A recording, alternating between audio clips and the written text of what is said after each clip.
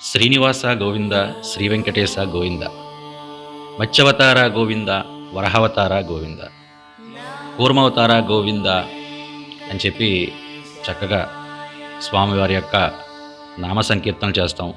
వారి యొక్క అవతారాలను కీర్తిస్తాం. ఇంతకీ మత్స్యావతార గోవింద అంటే ఏమిటి? చేపావతారం నువ్వే స్వామి అని స్మరించుకుంటాం. ఈ అవతారాలను ఎత్తిన మహానీయుడు మహానుభావుడు నువ్వేనని. తీరా చూస్తే మనకి శనివారం వచ్చేటప్పటికి చేప దైవమైంది. మరి ఆదివారం వచ్చేటప్పటికి ఏమవుతుందండి? ఓ మార్కెట్కి వెళ్ళి చక్కగా ఓ చేప తెచ్చుకుని శుభ్రంగా వణుకు తినేస్తాం.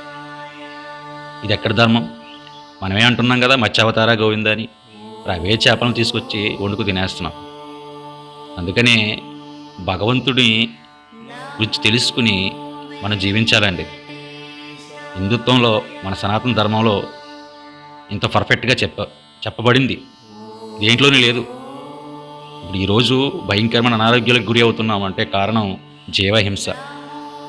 దయచేసి అందరూ కూడా హింసాత్మకమైనటువంటి ఆహారాన్ని త్యజించి చక్కటి సాత్వికమైనటువంటి ఆహారం శాకాహారాన్ని భుజించడం వలన మనిషి ఆరోగ్యంగా మనశ్శాంతిగా ఉంటాడు. ధన్యవాదాలు.